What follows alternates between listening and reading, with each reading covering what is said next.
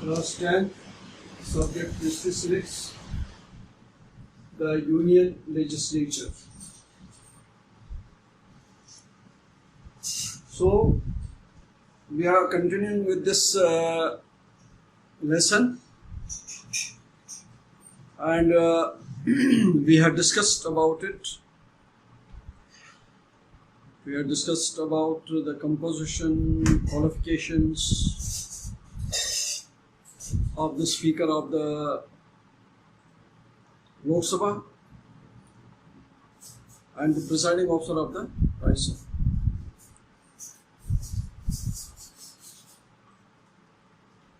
Today we are going to discuss about the powers of Parliament.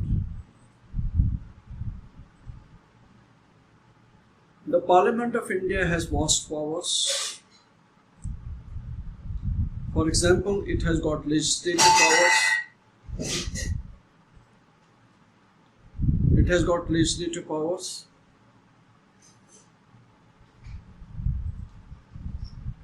And under this power, the Parliament passes the bills, money bill and non-money bill. The money bill first goes to the Lok Sabha, then it goes to the Rajya Sabha.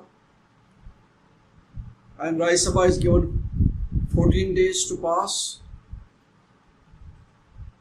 And after 14 days, the bill has to be returned to the Lok Sabha.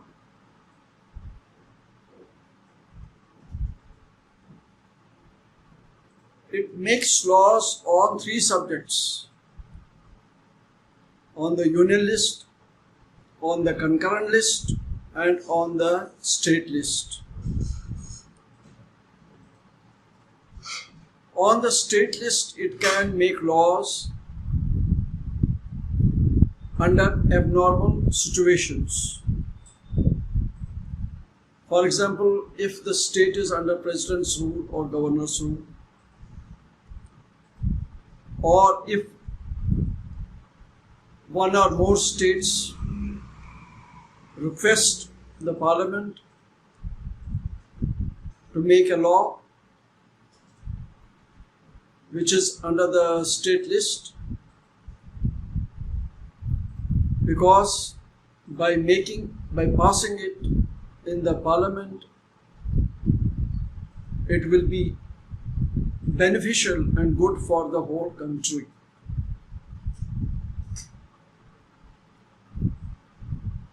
The Parliament makes amendment to the Constitution.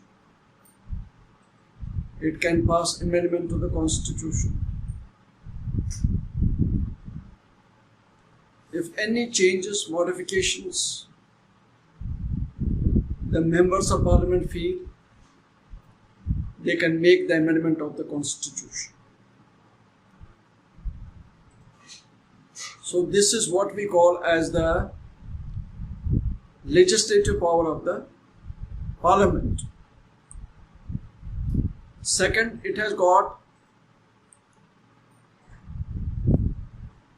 also elective powers.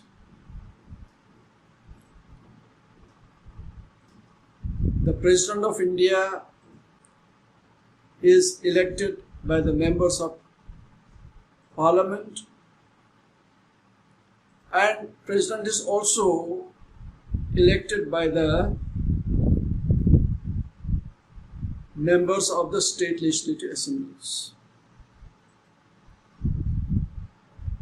So Parliament takes part in the election of the President. Parliament takes part in the election of the Vice President.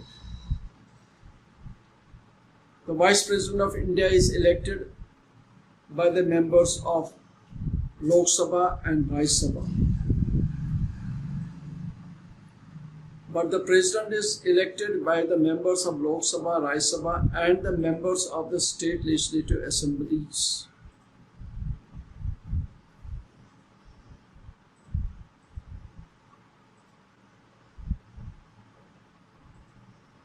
Lok Sabha elects its Speaker and Deputy Speaker, and Rajya Sabha elects its Deputy Chairman or Deputy Chairperson. So these are the elective powers of the Parliament. Now we come to the judicial powers of the Parliament.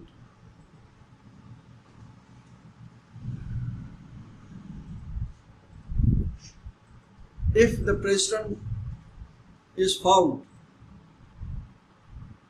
guilty of misusing his powers or of violating the Constitution of India, the Parliament can pass impeachment motion against the President. Both the Houses of Parliament have to pass the impeachment motion by 2/3 majority. If one house passes it and the other house does not pass it, then the President cannot be impeached. Impeached means he cannot be removed from office. The judges of the Supreme Court, the judges of the High Court, the Chief Justice of the Supreme Court and the Chief Justice of the High Court are also impeached by the Parliament. If the judges or the Chief Justice are found guilty of misusing their powers or violating the Constitution of India, they can be impeached by the Parliament. The same procedure has to be adopted in the impeachment motion of the judges which had been adopted against the President.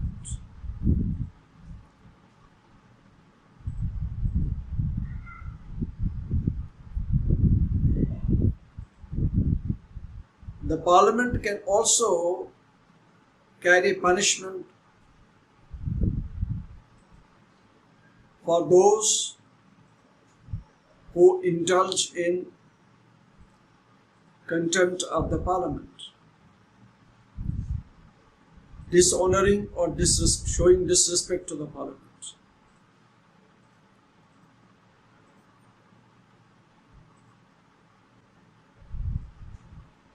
Now we come to the control over the executive. Executive consists of the Prime Minister and his Council of Ministers. The Parliament controls the executive through various ways, like through passing no confidence motion against the government. The members can propose the no confidence motion against the government, against the Council of Ministers. And if it's passed with majority, the government will have to resign. Then you have got question hour. The first hour of the session of the Parliament, which is taken in each day, in which the deliberations are going on, discussion is going on. First hour is kept for questions. And every member has been given the right to raise questions, to put questions, which have got public importance.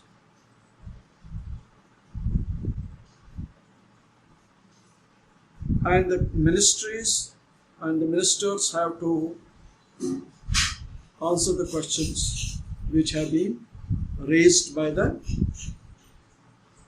members.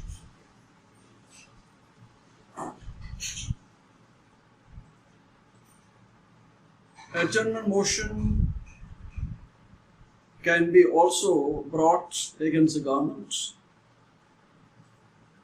and this can be brought in order to oppose the policy of the government or to expose the failures of the government. Adjournment motion is only brought in the Lok Sabha. It is not brought in the Rajya Sabha. And in the adjournment motion, the members are supposed to show the weaknesses and failures of the government. Now I'm going to give you the homework. Do next 5 questions given in the Teno app.